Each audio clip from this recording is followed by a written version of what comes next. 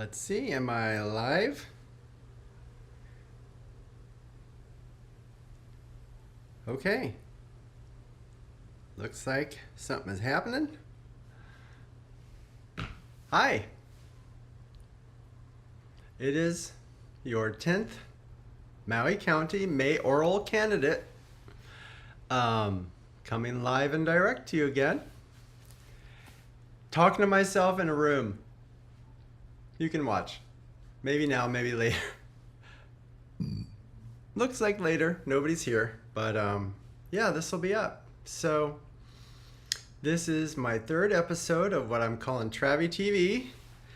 And yeah, my first episode was why on earth would someone like me, who's not from here, not Hawaiian, run for this office? Second episode was some of my ideas for legislation. By the way, we've got Haleakala behind us, live view. There she is. And yeah, today I'm going to talk a little bit about my impression of Hawaiian culture, Maui culture, local culture, and this big idea of corruption that is just on the tip of everyone's tongue. And I have a very, very unique perspective on this. And it's actually the basis of why I ran for office, because it is my belief that some of these things may be life and death. I did not see action on them. It's related to the culture. It's related to what I perceive to be corruption. So I'm going to tell a little bit about how I even arrived here. So yeah, here goes. So you may have heard, if you've heard me testify, I'm not from here, from Indiana. Grew up on a river.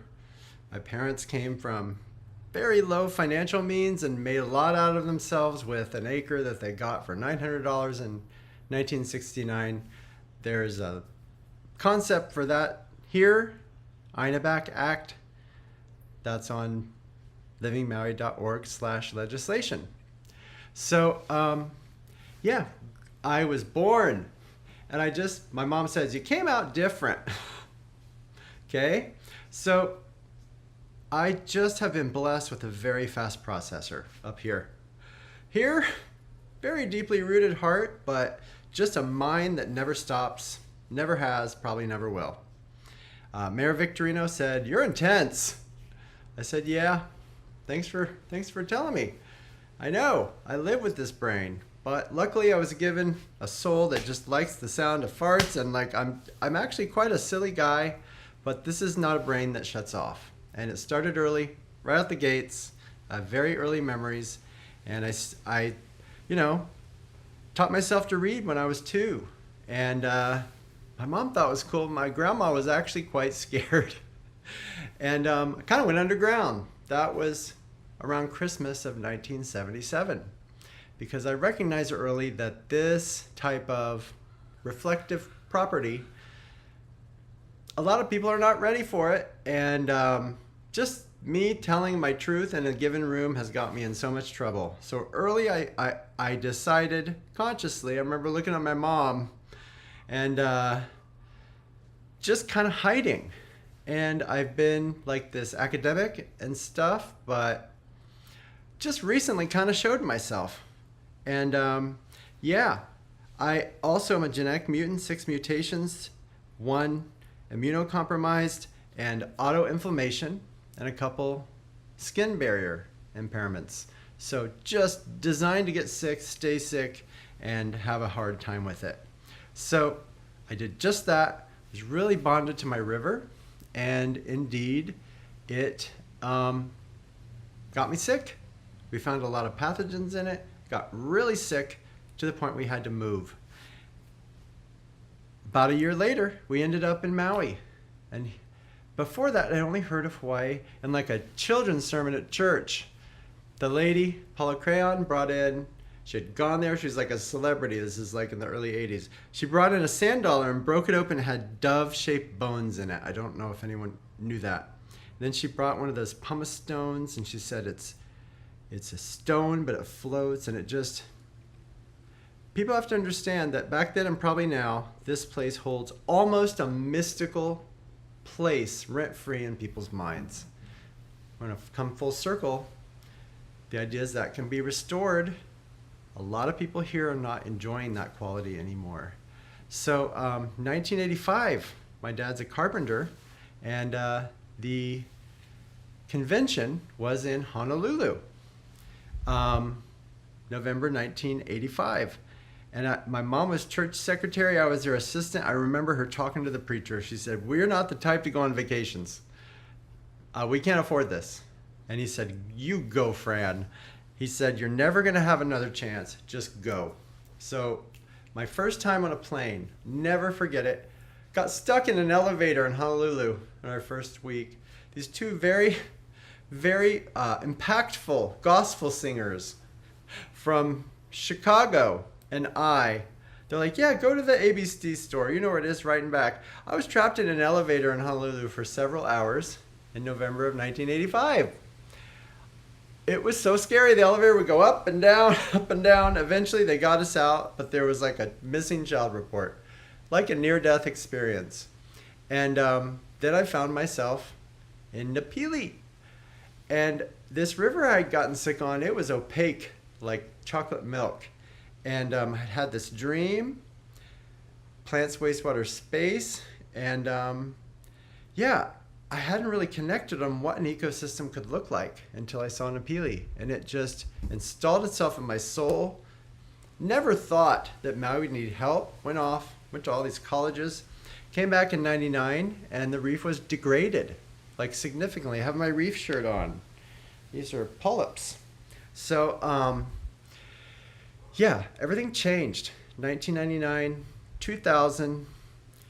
I had a conversation with this octopus off of Molokai. I say a conversation, just an interaction, and saw this whale jump off Maalaea and encountered the Virgin Mary Shrine in Kipahulu, and just was really, really impacted that I was in a position to study, develop solutions, and that Valhalla, like the very apex of where I thought perfection in the ecosystem to be, was compromised. So just the mission changed.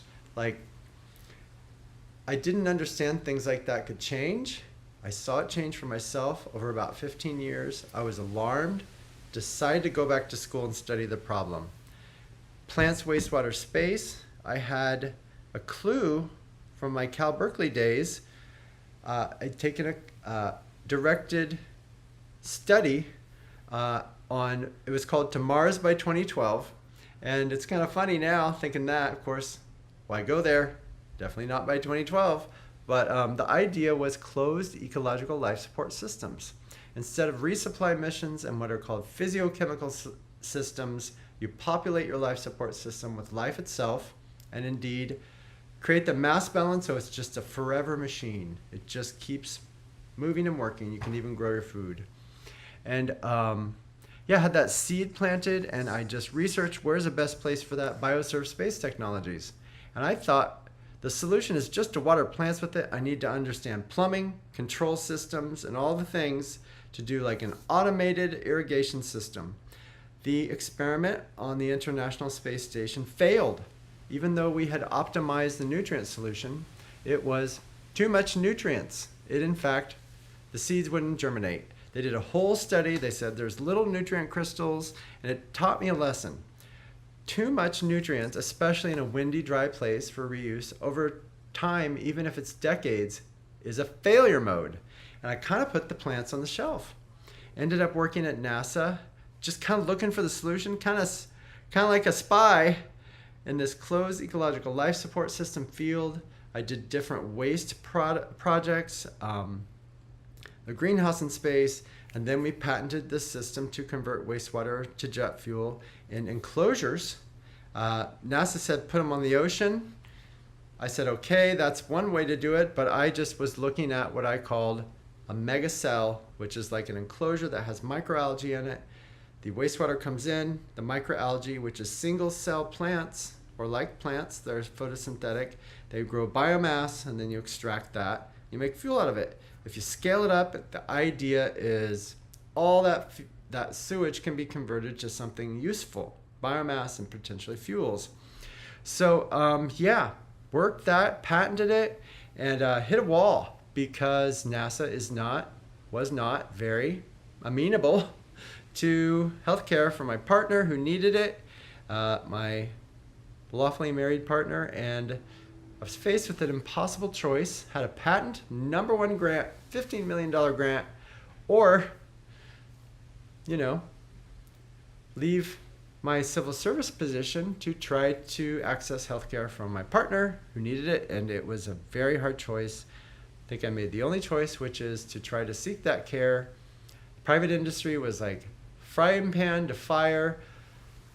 Other things happened, and ended up basically fleeing California because of social strife.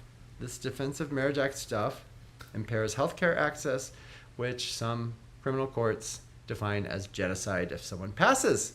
So yeah, hard decision. Ended up unscheduled refugee event, ended up, and the signal was, yeah, well, it's a little early, but you developed a solution. Let's go try to roll it out in Maui.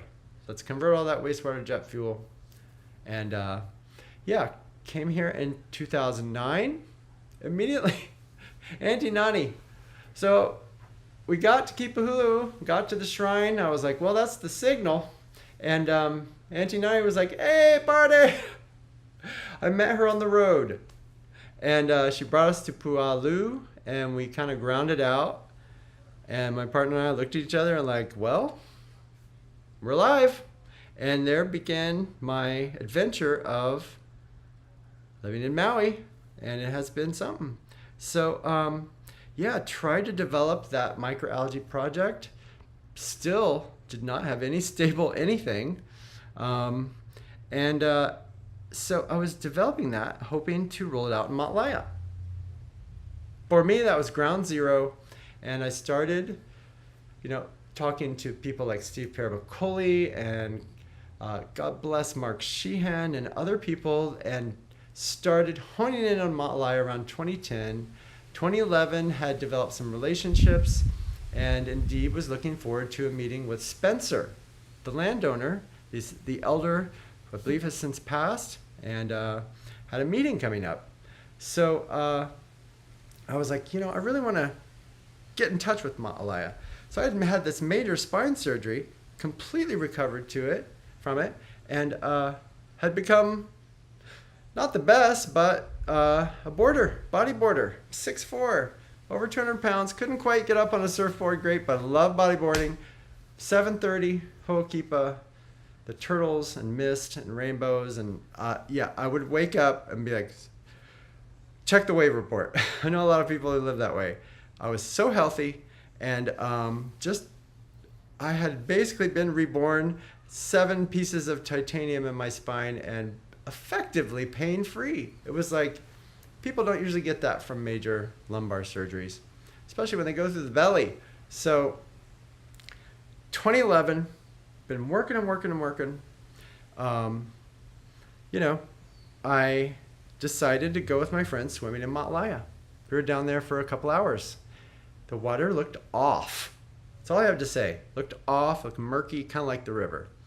And I just felt terribly sick after, kept pushing through, maybe burning the candle at both ends a little bit, feeling too good.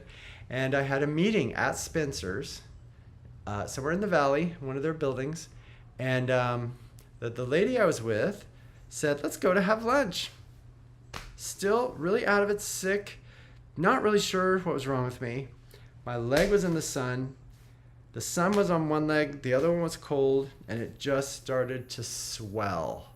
And it has been swollen ever since. That was January of 2012.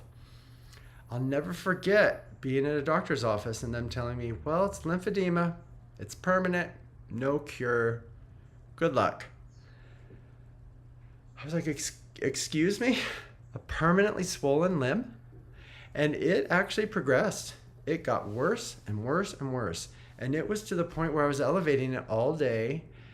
I mean, I lost a limb. I mean, I still have it, but couldn't put a fin on. Stiff, like swollen. It's still swollen to this day. Now, since then, I've learned I have all these genetic mutations, including autoimmune, immunocompromised, and 2 FLG variants, which relate to thin skin or eczema, and it affects all epithelial cells, including vascular function. So, and then I learned later that my ancestors on both sides of the family had lower extremity swelling. So it was just a very, very delicate system inherently.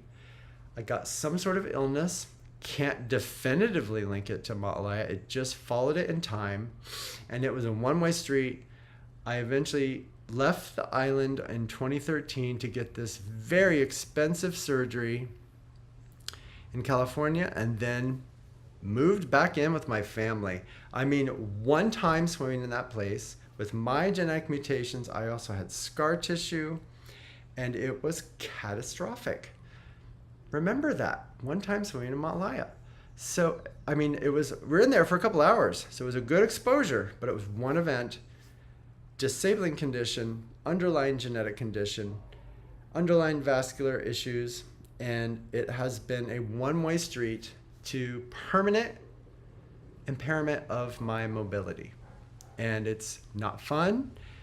If you have trapped fluid and immune impairment and autoinflammation, well, it is a deadly combination. So, got the surgery, and I was home in Indiana. I started getting infections, got cellulitis for the first time.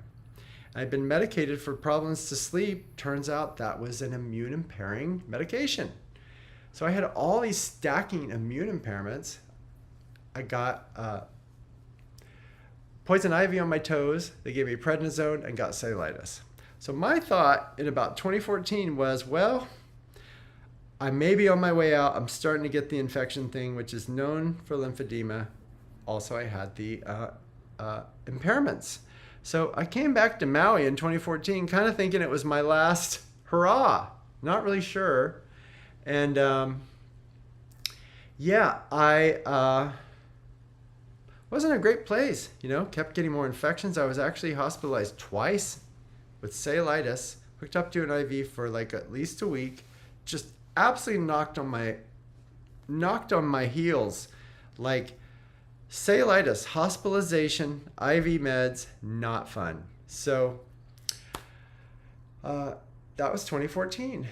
2015, my partner, we had separated, gotten back together, divorced, kind of ended up best friends, not romantically involved at a distance. The person that knew everything going in my life still wasn't able to get him treatment. We never really recovered from DOMA. And he was lost to this treatable condition. And so that was hard. That was 2015. And I just had this childhood dream, and talk about putting a fire under my butt. Like losing someone like that in a way that's very defensively framed as domestic modern genocide, like impairing healthcare access based on demographic. It was a lot. And it just felt like being at a party with one person and nobody really understanding what that felt like. And I just decided to respond to that just unimaginable grief by really digging in, trying to solve this nutrient problem, and taking the reuse thing off the shelf and really delving in to solve the nutrient problem. That's a failure mode. I knew it. I was like, I'm going to make this matter. So 2015, I called a friend that worked at NASA. I said, hey, there's got to be a problem with this nutrient problem. A solution to this nutrient problem. He said, yeah. The Omega Project, the final report had compared solutions to turf scrubbers. I was like, never heard of that. So I researched it and got in contact with the Smithsonian people who were at the time were specializing on this. That is one of my colleagues to this day. He tutored me and counseled me and invested time until about 2017, started attending Maui Nui Marine Resource Council meetings down at the Pacific Whale Foundation in Matalaya. I was like, these people are so cool. I was like, wow, this is neat. I found some really cool people. And indeed, I then ended up presenting at Maui Nui Marine Resource Council around January of 2018. That's when I started my business, Reef Power LLC. It was really cool. People responded. I said, got all this reuse water, you got all this secondary wastewater. Let's reuse it. Here's the solution to the nutrients. And then I was invited to work at a local aquarium down in Matlaya. And I did some very hasty permit work, including leading the effort to make the first flow diagram of the facility, which was about 10 years after it opened. And in a very mad dash last minute, I was brought on to help this team finish an NPDES permit application. I did just that. And, an internal leadership role in a field I had no experience in, and I was just, following the instructions of the experts. And it was quite an experience. And we documented everything. First flow diagram. It was a permit application that was granted, and continued to work there as an employee of a contractor. And late in 2018, so I had this idea, I kind of want to get in there because this is where the solution that I see is going to be arising. And sure enough, in 2018, like the A team, I love it when a plan comes together. The Matlaya Village Association had their first meeting for the regional system. It was in October 2018. I even helped put together a main presenter's presentation, and made my own presentation about the turf scrubbers. Wasn't bold enough to do it, but I made it, and signed up on the sheet, and I was like, wow, this is going to be great. That was October of 2018. I was working with those people, and they never told me that they proceeded with the project. Okay? Like, I had talked to those people many times about wastewater, but the project proceeded without me. I was still working with them. So, I didn't find that out for a few years later. In fact, I was let go. Nothing, no disciplinary action, just my services were no longer needed in early 2019. And I amicably left that position. And in 2019, Miss Kelly King invited me to testify for the Supreme Court injection well case hearing at the county council. And indeed, I testified and brought a little bottle of algae, limu, the stream kind, and brought that into the testimony. So began my relationship with public life in 2019. Kind of haven't looked back. So got to meet all the cool council members, and testified many times since then. It's quite an experience. It's just so intense. Y'all are a tough crowd, but just so rewarding. So much has come from it. So that first testimony led me to a grant organization that funded a work, first to roll out the turf scrubbers, which I've been working on ever since, and then also to fund flushaware.com. Flushaware.com is a statewide database of water quality data. We have data for effectively every treatment system in all of Hawaii. The second data set I got was for the Kihei wastewater reclamation facility.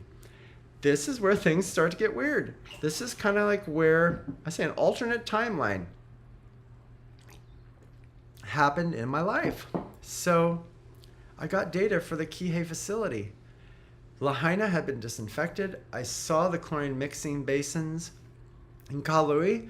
I had no idea what I would find, which is that it wasn't disinfected. It was not sanitary. It was full of pathogen indicators. And I was shocked. That's going right in Cove Park through the groundwater. And it was shocking. I emailed, I said, this can't be the right data. And they said, no, it's the right data, sir. So I immediately called the newspaper. I said, hey, this is dangerous. People need to know about this. This is weird, crazy. I'm not okay with it. So he said, yeah, show me your data. He's like, I'll talk to DOH. He talked to DOH, and the person in charge of things like safety, water quality safety and such, said in the paper, Of course it's disinfected and it doesn't make it to the ocean, right? I mean, DOH said in the paper it is disinfected.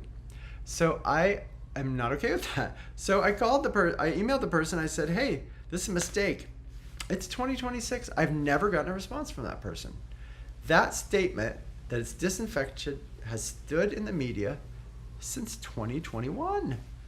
Okay, well, that's not what I would expect from DOH. If you're caught lying, correct it, especially if it's giving the public an impression that it's safe. And by the way, Cove Park gets all these exceedances. In fact, it's the one place in South Maui that has the most exceedances for fecal indicator bacteria in the ocean.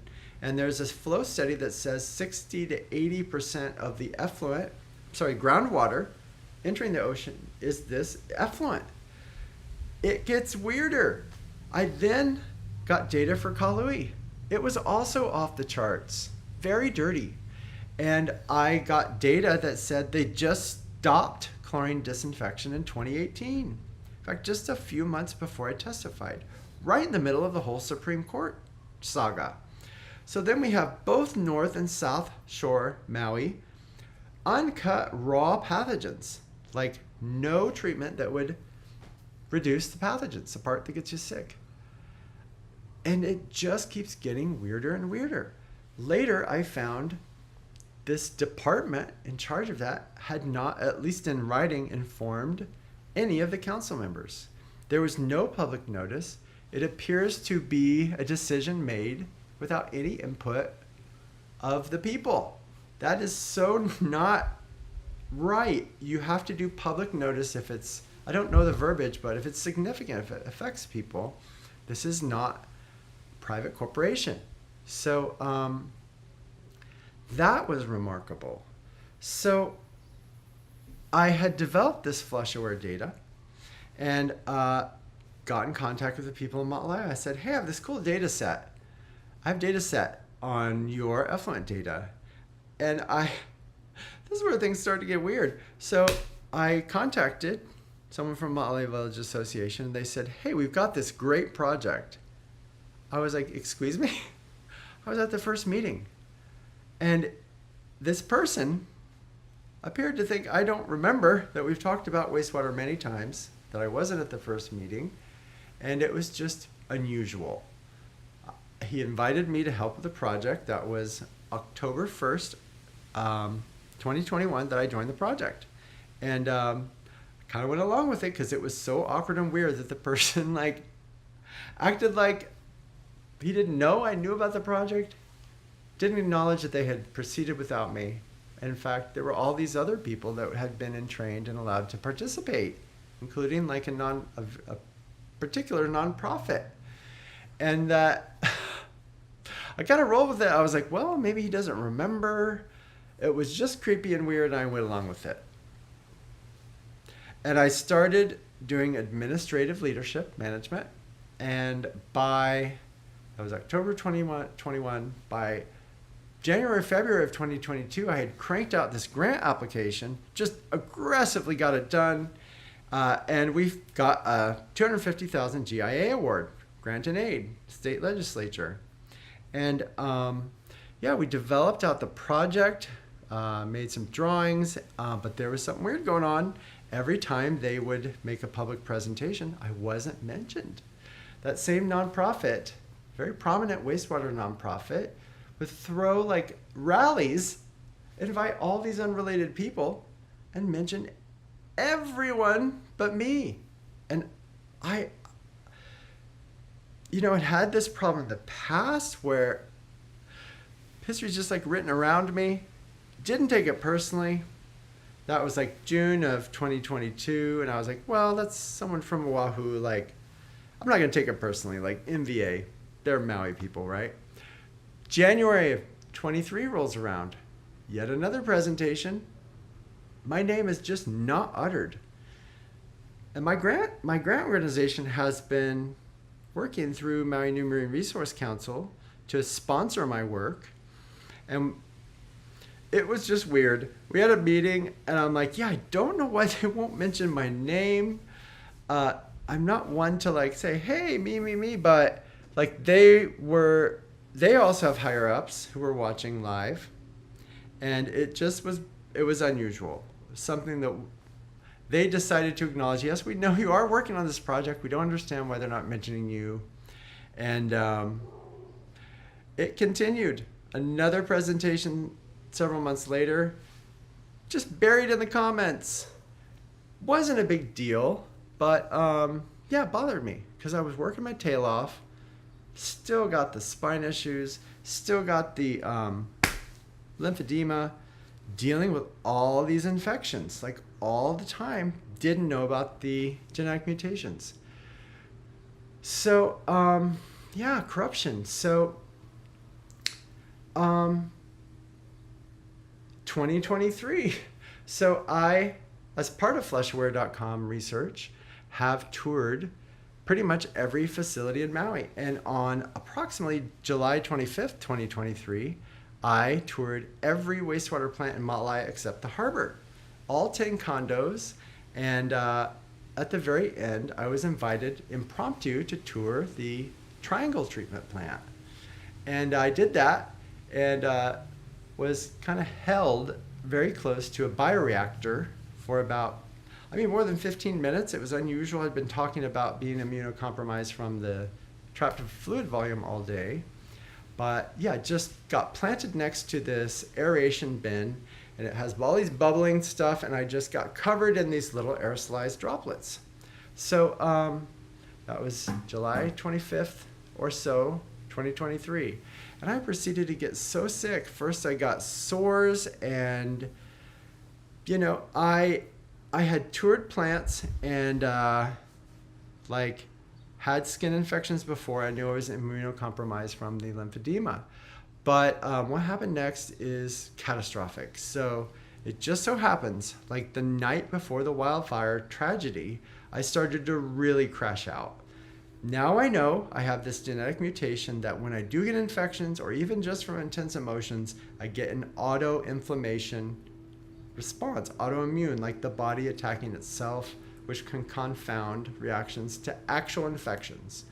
So here's where it got really super crazy. I woke up the morning of the fire, 3 years ago tomorrow, August 8th, 2023, and I was not okay. I was so sick, like just felt horrible. And I remember getting out of my house really early to try to go get some form of treatment and looking to my left and seeing the smoke in Olinda. And yeah, then that day happened, and I just immediately, I think that on top of being actually physiologically ill, sent me into a tailspin so crazy, and started like waking up, coughing and puking and all this stuff. And it just, getting in for a medical appointment for anyone at that time was just basically not a thing. And it got progressively worse. And here's where the corruption starts coming in. So in the middle of all this same nonprofit said, hey, we're going to bring in our vendor. They've been pushing one vendor. And I had suspected there might be something financial around the strong pressure for us to adopt this one vendor. I said, hey, boss, can you ask if they have any financial, relationship with that vendor? And apparently the person said no verbally, and then when pressed to do it in writing, they revealed, yes, indeed, we are receiving donations from the vendors. And they turned out to be 5-figure donations. And this program was basically, effectively donating for special treatment. And that had never been mentioned. And that bothered me because I'd spent so much time in these meetings not knowing that it was effectively pay to play. And the vendors that had been pressed were maybe the most expensive, and it bothered me. And I said, hey, can you please disclose to this meeting under the auspices of our project, just kindly disclose to the people who attend that There is money being exchanged between the vendors and the so-called nonprofit. And by the way, the nonprofit director makes something like $125,000 a year. And that was a person that had been brought into the project when I was not invited. So I said, hey, can you do a disclosure? And the response was that I was not invited. I don't think a disclosure was ever made. I talked to another nonprofit organization that had worked with this Oahu nonprofit. They had never been told that the vendors had been paying them. So, if you're sick and you have the gene autoinflammation I have, and you layer on top of a severe illness like what's framed as like social hierarchy dynamics that place you at the bottom unfairly, that is also an autoimmune trigger. So yeah, people are still in the hospital probably screaming from the burns, and we're having this, it's legal, but I call that just corruption. And my boss said, ethics means something different to everyone. I don't agree. It's called the law. And I was told things like perception is reality, and I was told stuff, and I quote, this will come around. I don't know how, but this will come around. That was shocking. These are people I've donated my time to, and I was also told, you don't know how Hawaii works. Okay, that really stuck in my mind. And back when the lady in the paper said, oh, it's disinfected, and then we're like, no, it's not. Someone else said, oh, maybe she's turned to the dark side. Well, what's that? Well, it progresses. As soon as that happened, I was no longer invited to Greenbelt meetings. They were carried on without me. So I was effectively internally ostracized for asking for a disclosure. Please don't miss that. So I still applied myself to the work, and indeed I trudged ahead. It was so stressful because I was basically socially out because I had upset some order that I did not know about that says if you ask for a disclosure of these financial relationships, you're not invited, and like permanently. But like the work was so important, I endured on. I had led an effort to get an EPA grant, and I said, to the grindstone. And by the way, I had led a lot of the work on the GIA work, and other people just billed for it. I mean, this social hierarchy thing that I was not ranking in was very stressful, especially when people were sending in invoices for work that I did. I endured it, and it felt like taking one for the team, and my focus in 2024 was just get that EPA grant application together. I really focused on that.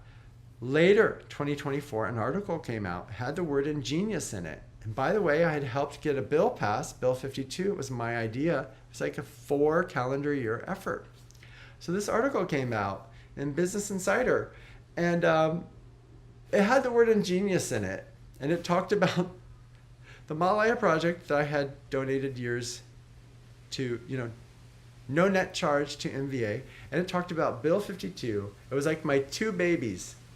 And if you read that article, it just appears that this work just spontaneously plucked off a tree.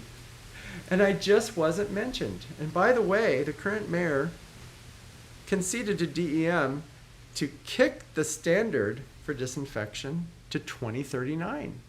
But it appears that it was this wonderful collaboration, when in fact, the bill is effectively castrated by kicking it so far out. And the Malaya project, it appears that the customers were doing the leadership, but they don't mention the person that indeed spearheaded the work. That was hard. And I still hadn't been mentioned in public. So I kind of made a stink about it. So getting things out of word a little bit, but yeah, I think I'd mentioned in one presentation by then, but I really made a stink about it. I said, this is unacceptable. Like, it's just not accurate. I now know it's actually got a name. It's called false light attribution.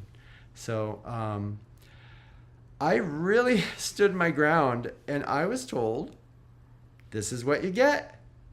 It was referring back to the request for the disclosure. And by the way, this person that wrote the article is the same one who didn't disclose the financial agreements. So I started to learn, okay, this is how Hawaii works. Okay, if you are willing to concede and bow, you will get mentioned. If not, and if you ask for disclosures, you're not invited to the meeting. Ooh, that was a tough lesson. And I followed up with Business Insider. I said, hey, I'm a candidate. You're actually giving credit for my work to my opponent, who seemed to participate in kneecapping it. And indeed, it's just not accurate. And no substantial response from the author or the publication. I don't know what to say about that. So it continues. I've since become a principal investigator for Sandia National Laboratories to develop a solution using the LIMU for a community scale solution in Ma'alaya. I've made a report that was released in October of 2024. Turns out the president of Ma'alaya Village Association was like the president of the Alaska Petroleum Producers Association or something like that. Some very high-ranking oil executive. And by the way, the owner of the aquarium down there happens to be a billionaire that happens to be from a Middle Eastern country that's very, very controversial right now, right? I have friends who I love. And things started to get really weird. So in December of 2024, of course, I'm still sick. I've been sick this whole time since 2023. Can't figure it out. Why am I so sick? And I couldn't figure it out. I thought it might be stress, just puking and still sick. So 2024 rolls around and a very strange event happened. My boss called me and said, hey, it was in the morning.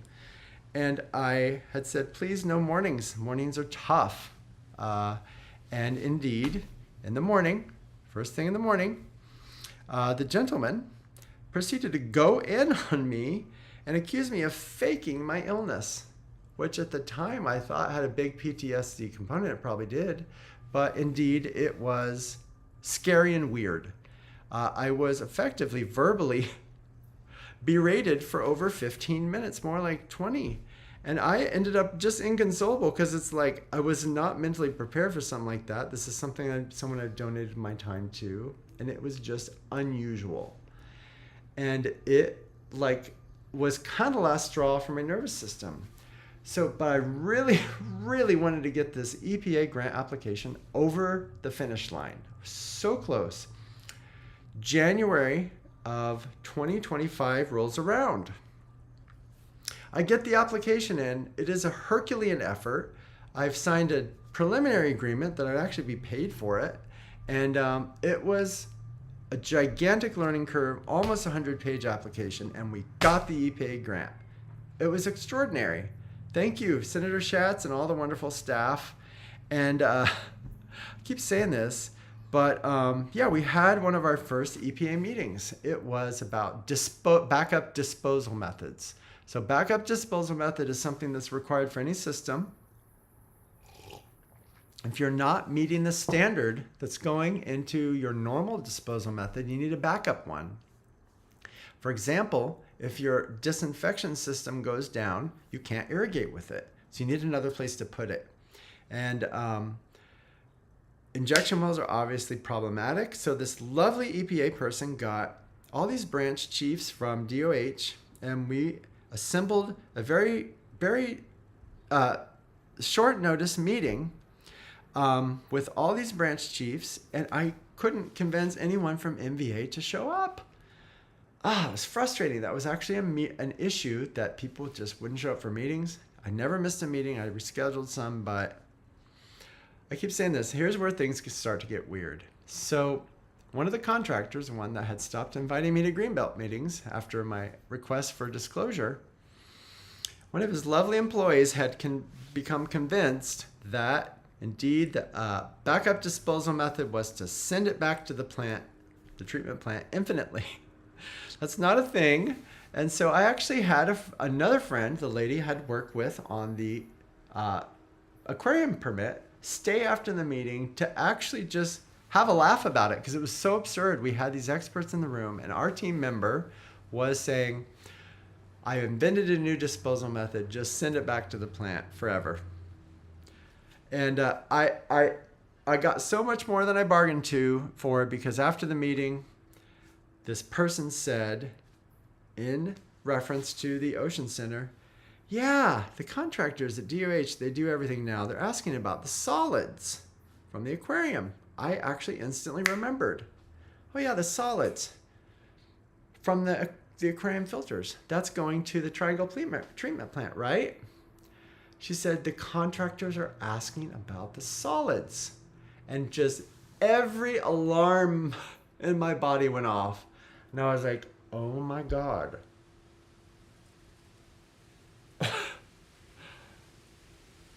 I am just, what I had seen, I was like, they did not get that right. And I immediately asked my boss, hey, can I see the injection well permit for the Triangle? It's within the realm of our duties. We talked about maybe the Triangle injection wells being the backup disposal method for Matlaya.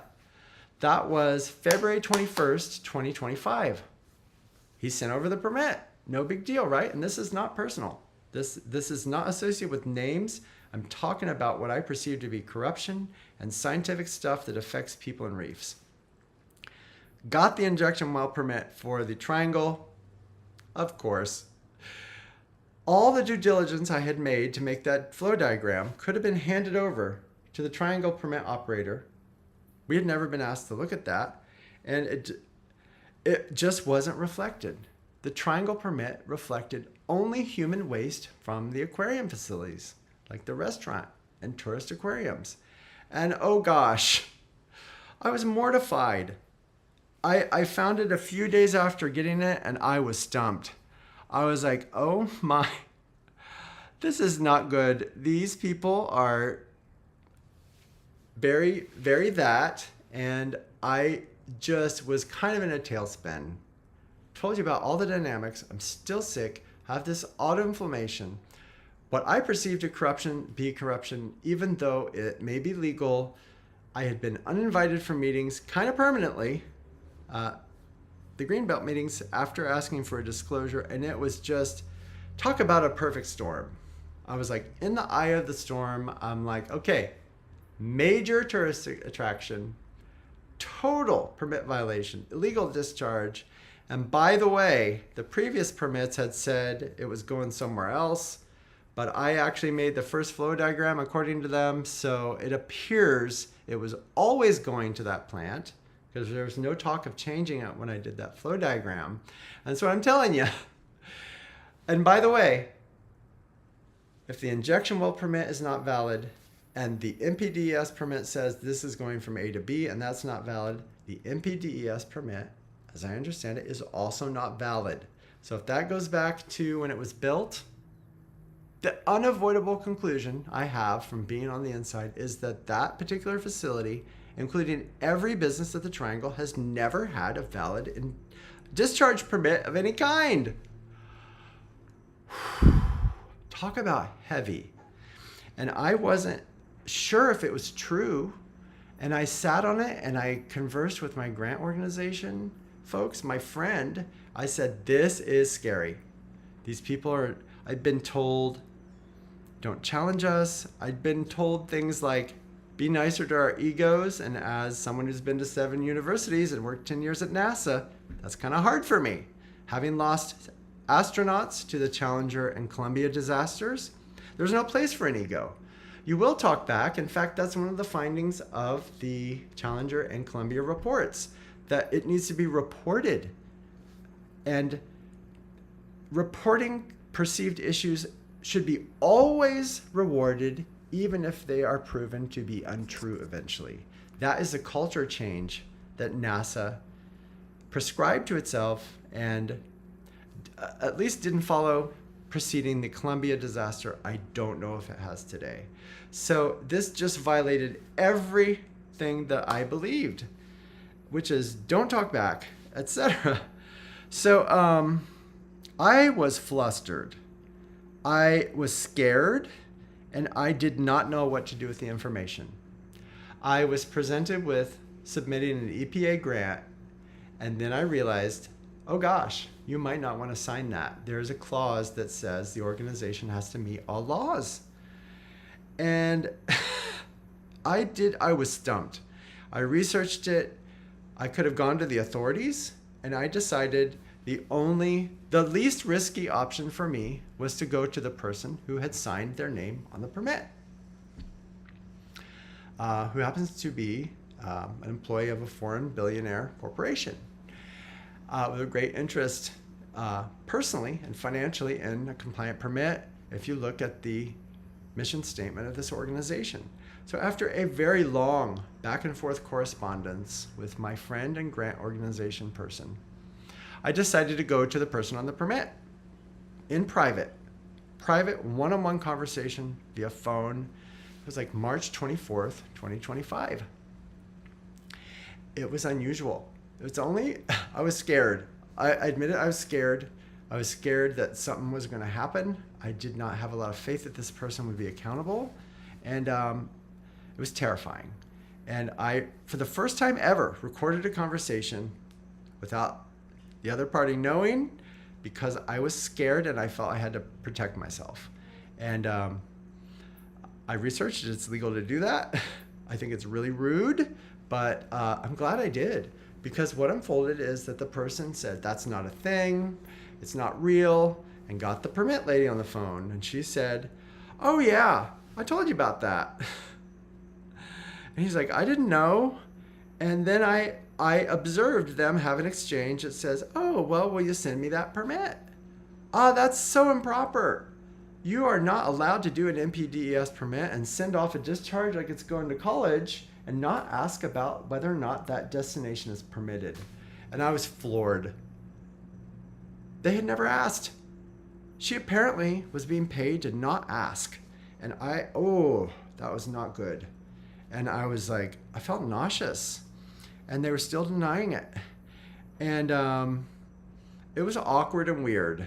And we hung up. That was March 24th. And I was like, oh God, this is not good. This is not good. And then I started worrying about the operator. I'm like, the operator's like liable. This is someone we all know. He operates, I think, almost every system in Matlaya. And then I started thinking about the fact that I had consulted with the big corporation to actually sell the triangle. I was like, I wonder if they told them they have a permit violation. I started thinking in the manner of, well, I need to protect other people. Like, still terrified. So I called the operator. He's like, yeah, I heard about that. Didn't think this would be on my desk today. I said, well, how did it physically get on your permit, UM 1954, that this animal waste is going to a human treatment plant? He said they didn't tell us. He said something like, we gave them a form or made a written inquiry, they reported what their discharge was, and they just told us it was only human waste. Again, I've done all this work to make a flow diagram to say that's not true. All they had to do was hand them the flow diagram. Hadn't happened. Called the person that was about to buy the entire triangle. They had not been told that the permit was non-compliant.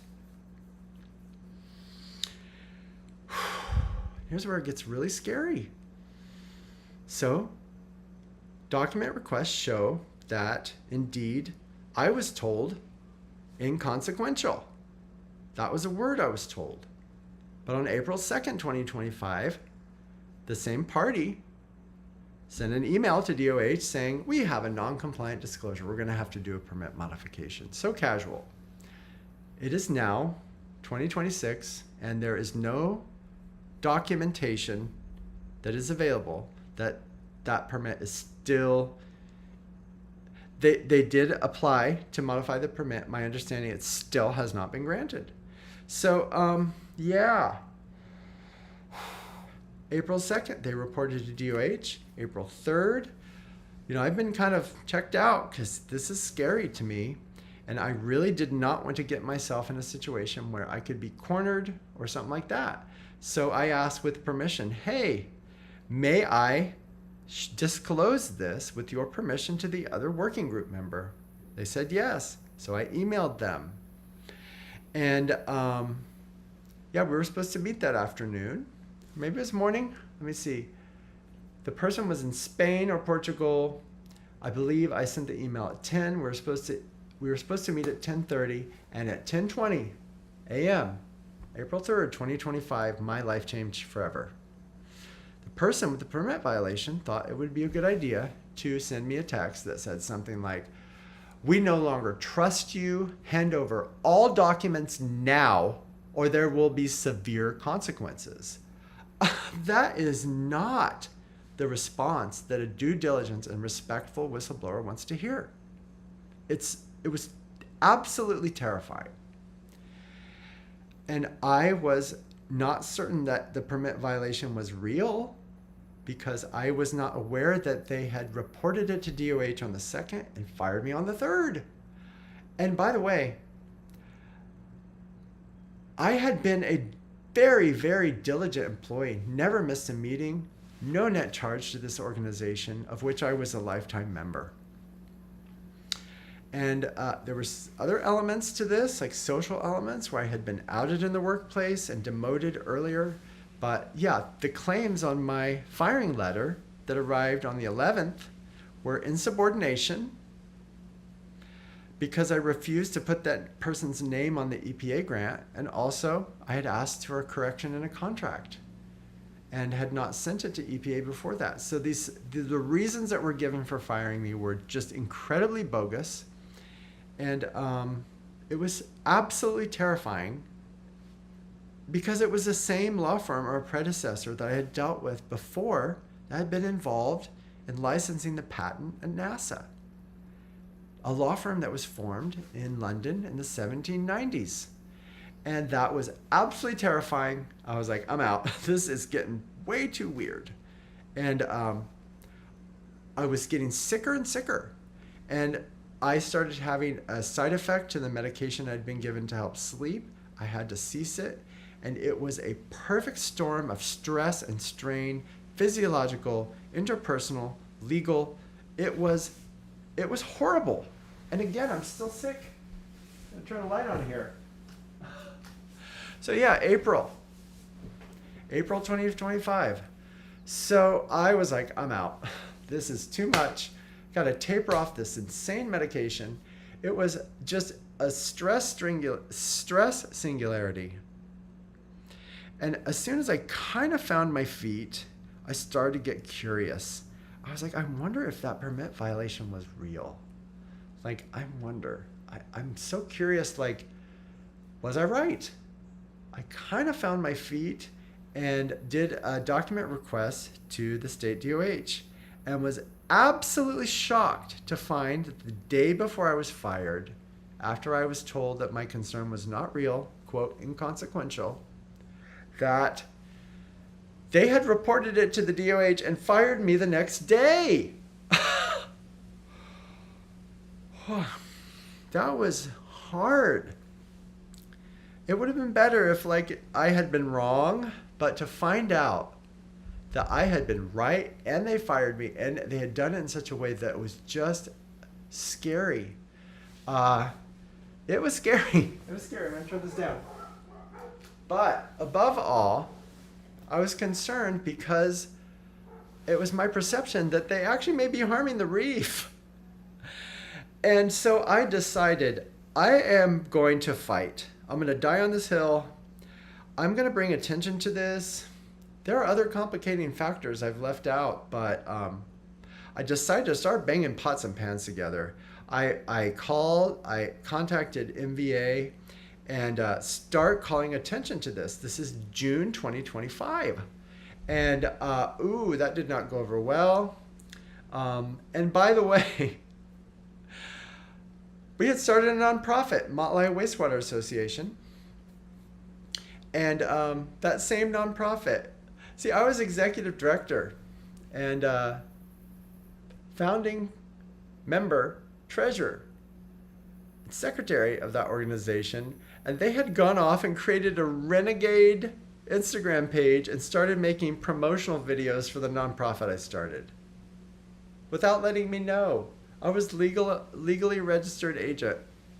It was almost comical how blatantly it was almost like they resented me because I had done so much leadership on this. I don't know, but it was weird. All I can say is it was weird. People are weird. So I'm fighting. I'm bringing attention to this, and I'm told that I'm going to be removed from that nonprofit. Of course, they've been making all this. I mean, there were 2 Instagram pages for that at the same time. The one made by the executive director and the one made by a contractor in this nonprofit. And they named it after the nonprofit. It's like a rhyme. So, I mean, weird. And yeah, I actually still was thinking, like, this guy's lost his mind. I have to intervene in some way because he is not from here. I don't know his immigration status. And stuff was just starting to begin. And I was still not really catching on that this stuff might be nefarious. And I was just worried about him. I perceived him as having kind of lost his mind. And I still do. And I conceived of the idea that I should send him a warning message so he doesn't do anything really stupid. Having lost a partner who was, by the way, the child of 2 refugees, genuinely concerned about this guy. And I asked AA, I'm like, can you write a legal and ethical message to deter someone from breaking the law so that they don't have terrible consequences?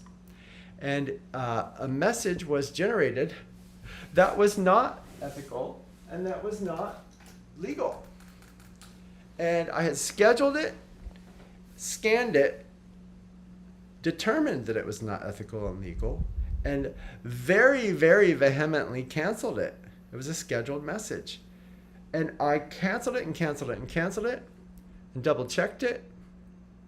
And if that message did not go out against my will, and I'm still stuck on the fact that digital systems can respond to a request for something legal and ethical and it just not be legal and ethical. And then also to lose control of my Gmail, it was absolutely terrifying. I didn't really catch on until later that this had happened. And it turns out I had opened a virus or malware from a member of Tom Cook's staff. And there had been other weird stuff with my computer, and that computer is now bricked. It later started doing crazy stuff like a movie being hacked, like code popping up on the screen. I mean, again, I'm a simple guy. This is getting weird, okay? So this message that I didn't write or send has been just disseminated. And I was the first one to be disgusted and terrified by it. And now I have all these lawsuits against me. I don't even know. I'm taking a risk to even talk about this. But again, I haven't mentioned any names. This is not personal. I'm talking about corruption and dynamics. And what has corrupted the truth? My gosh, I haven't even touched on local culture, but I don't think local culture is disregard for injection wells permitting ocean health and the health of people. And by the way, I was giving a tour of that treatment plant, immunocompromised and exposed to animal waste without any consent of any kind. So, yeah, I'm still getting sicker and sicker since 2023. And then I find out that the harbor in Maalaea also has never had any permits of any kind. They never applied for them since they built a new plant in 2021. And we knew the operator's importing sludge from the municipal plant into Maalaea for various operational reasons. They switched from injection wells to leach fields, so they don't really need to monitor it. And also I found out that the condos in Maalaea have not been meaningfully monitored for stuff like nutrients and pathogens since as early as 1997, or even like In 1997 to 2007 was the last time that we've had a close look at effluent from any of those condos. And then taken together with what's happening in Kihei, where just disinfection has been like a shell game. And then you have 2018 in Kahului just ceasing all disinfection. I've been dragged into court over being hacked. I've asked the judge, hey, can you please just sign this document to find out if I actually sent the email? She said, I believe you. Opposing counsel. She said, I believe you sent it. I'm not going to ask.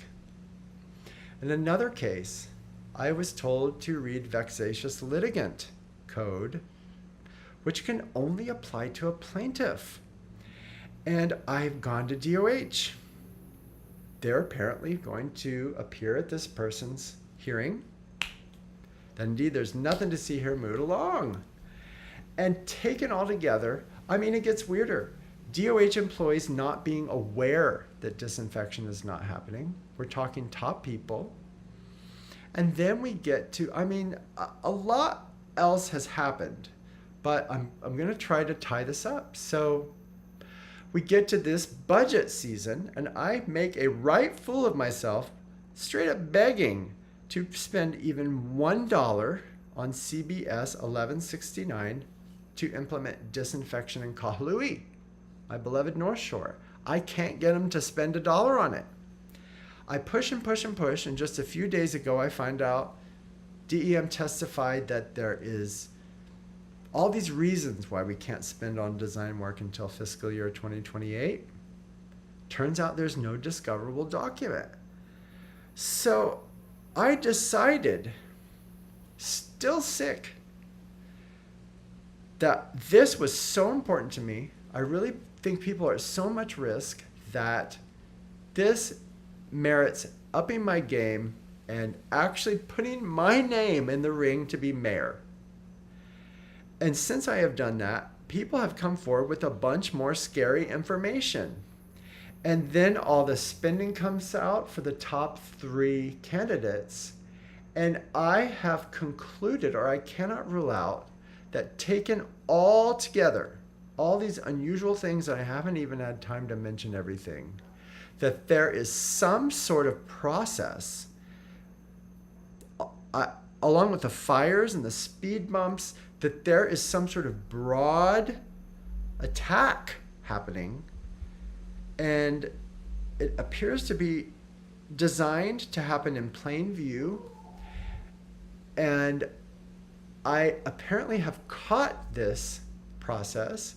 And again, it may not be intentional or structured. I say, is it an attack if someone has bad hygiene and it's not intentional, but someone gets sick? I would say that's also an attack, even if it's just incompetence. But I also can't rule out that it's some sort of concerted attack, because the sludge from that treatment plant in the Triangle is actually being snuck to the North Shore. I say snuck because how could the operators of the county know that it had animal waste in it if the operator didn't know?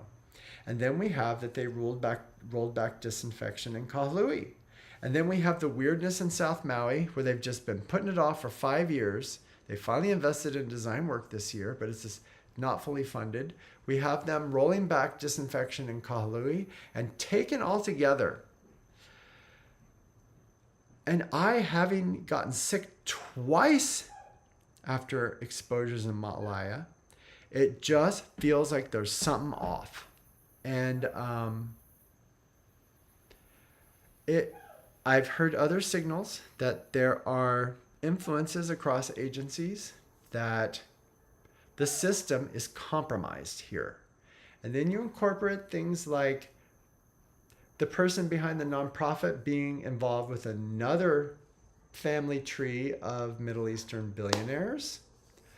I mean, I have no direct evidence that there is anything like a conspiracy. It's indistinguishable between a so-called conspiracy and also just broadly shared incentives in a sort of broken structure. So I'm not saying there's a conspiracy or an attack. I'm just saying I can't rule it out. And that data has been revealed to me since I announced for office that further not rules it out. And then since I've been in this race, I've noticed that the top 3 competitors in this race appear to be very highly funded, and in some way or another, here's where it gets even weirder. The current administration appears to have shielded this party from any accountability and gone along with the scapegoating. The member who was budget chair, also running, her tenure happens to correspond exactly, pretty much, to the cessation of disinfection in Kahului. And then we have the third competitor, the real estate agent, and then you have Bill 9. And it just seems like a perfect storm to just apply broad pressure onto the population here. And I have talked to a lot of people about this, and I'll tell you the words that I used with a staff member of a council member who I shared this concern with. I think there might be something like a 4th colonization happening. Got Kamehameha, and then the British, and then the Americans. And it just feels like there is something happening broadly, that the wastewater stuff is a part of it. We've also got like the ICE stuff that appears to be race-based.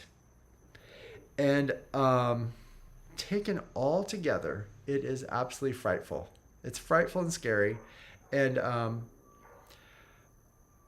in retrospect, it appears that what I was targeted by, because people have fallen in lockstep, and again, anybody prominent operating out of Motley Harbor, yeah, all the big names.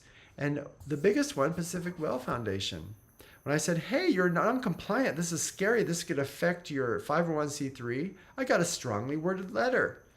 My own fiscal sponsor, my new Marine Resource Council, they use words like that I was burning bridges. Of course, I've been in extreme duress. Who wouldn't be? I've been sick. I've tapered off a terrible medication. I have an autoimmune disorder. I've been in a lot of distress. But taken all together, something's off. Something's off. And I perceive my candidacy to be an alternative to this whole world of money and alignment with, shall we say, foreign interests. And it's not good. It's not good. And this sanitation thing is important. It's meaningful, and it needs to be addressed. So if you watch this and you get the word out, and only 20% of the people have voted so far, if I see that the coconut wireless is activated and people perceive what I perceive, which is this is not okay, and if you perceive that you've heard stories about me that would make you think a certain type of way, well, now you know the other side of the story, which is that I am a whistleblower. I uncovered some real bad stuff. My career effectively ended instantly. The current administration has effectively shielded them. The top council member competitor has been steadfast as the only person to vote against the Bill 52. The person who could be perceived as the other third viable competitor is very strongly aligned with commercial interests, very strongly aligned against Bill 9, and very strongly aligned with the commodification of housing. And if you take these dynamics to their completion, it's a scary scenario. It's a scary scenario. And I can only say that my involvement in this race has been not something I was looking for. I'm going to turn this off. It has been not something I predicted, and it has been bizarre. But if y'all hear me when I say a 4th colonization, if y'all hear me when I say this stuff is serious and scary and dangerous, and again, I'm not saying there's a conspiracy, but what I will say is that something's off. I'm on it. I'm on it. I'm on it. But I need treatment that I cannot access with my current health care. And I'm pretty sure that the mayor's office would provide that health care. And again, I've said this in my other appearances. I actually do not plan on just saying, I want to get out of here. In fact, I don't think there's a bad cell in the body of any of the 10 candidates, except maybe the guy with the fork from Switzerland. Very passionate, but I'm not saying that I think elected officials are like conspiring. I think it's more like social manipulation, targeting a whistleblower, and basically that even Hawaiians, our lovely AAPI elder ladies, people from here for decades, are subject to these failure modes, which are, I believe, to be something like social manipulation. And that if you take on top of it that I was just immediately flushed down the toilet as soon as I uncovered like a really significant piece of this puzzle. And if you've heard stuff about me, well, you may be what's called a flying monkey, because these are tried and true methods to just get rid of people who have commercially or otherwise inconvenient information. And it me. So, yeah, right? That's heavy. That's heavy. There's other stuff I don't even feel comfortable mentioning. But I've been on here for quite some time. And yeah, in closing, I don't think that humanity is at war. I think it's kind of like an exorcism. Like in my worldview, everybody gets to live. Everybody has a chance at what I call redemption and just, being truthful. But that's not happening. And my candidacy represents an effectively unfunded effort. I'm not Hawaiian, I'm not from here, but a lot of Hawaiians are saying, oh yeah, we know this dynamic. We don't want a fourth colonization. And hey, if you can do something about this, go for it. So here I am. Sun is setting on Haleakala, hopefully not on me. And again, none of this is about anyone in particular. I haven't mentioned any names. It's about technical concerns. It's about concerns about fundamental corruption. And what is being corrupted is the signal. Data is not moving around. And some of the data that's moving around is not truthful. And there is some coercive elements to this. And again, real smart guy. But I am not, I'm a good-spirited person with failure modes like anyone else. And yeah, I present myself to you as someone who has effectively gone deep to uncover all this stuff. And yeah, it's not great stuff. And it needs to be addressed. I've said before, there is an iceberg to this. I don't know what the iceberg's made of. Maybe it's flushable wipes, but we got to get the boat through. And the boat through for me is just getting this sanitation stuff rolled out as quickly as possible. Because let's say it's an attack, but it's not intentional. Or it's an attack or it is intentional. There's a real easy way to fix it. Reef safe, ultraviolet, wastewater, sanitation, disinfection. We have project numbers, we have budgets, and when the current law and DEM says it's going to take to 2039, you believe them. It's going to take to 2039. And God bless her heart, I don't think Yuki even really understood that Bill 52 was about sanitation. And she also always voted against it. And the lady real estate agent, a gem, beautiful lady. But it's just, people are not thinking this way, and I am, and I have for decades. And I just don't see it being solved. The mayor the other night, live in Haiku, said, I will meet with you. While he has ignored me. And by gosh, if after what happened in Lahaina, we do not have an increased level of attention to these safety issues, I don't know that we ever will. But I just want to express my deep respect for everyone local. Again, I don't think there's like nefarious stuff going on with Hawaiians, but boy, they're human beings and may be subject to manipulation. That's all. By people who may not have the best intent. And again, I was hacked to all get out. That should scare everyone. And also, that text message, severe consequences, just disappeared from my secure devices. And we just had a police officer come out as just blatantly corrupt. And yeah, there's another layer to my candidacy, which is my understanding of Hawaiian culture is that this stuff is not okay. Hawaiian culture is not pathogens. Hawaiian culture is the lack of it. And again, I've said Auntie Nani is my campaign manager in spirit. And this is an exorcism, not a war. Everybody gets to live. And by the time we're done, if we do this right, everybody will be on the same side of life and living. And this place being what it once used to be, like an open air temple. This is about holy water. What is holy water? It's just water that's not unholy. Because like they used to think pathogens were like possession. So yeah, that's my case. No viewers. But I think this will be posted. Sorry about the crazy virtual green screen. But yeah, I'm doing quite well. I've gotten the autoinflammation thing under control just this week with a very, very great new treatment. I'm having IVIG treatments, and I'm back on track to recovery, hopefully. But boy, this has been a long road.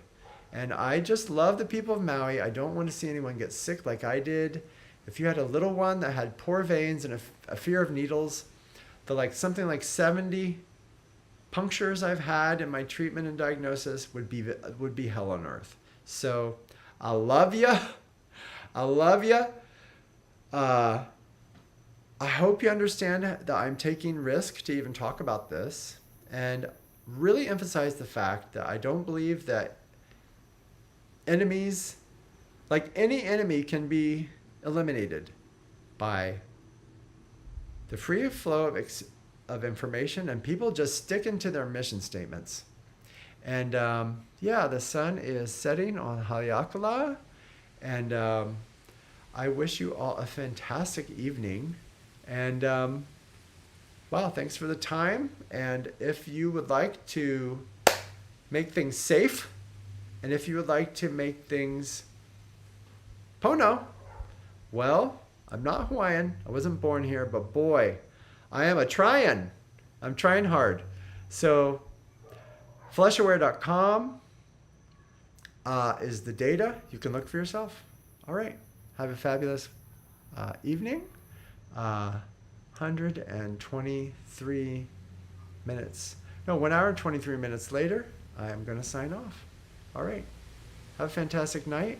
Go to livingmaui.org, livingmaui.org/legislation. And if you want to look at how much work I put into this over decades and decades, livingmaui.org/diligence. All right. Have a good night. Aloha.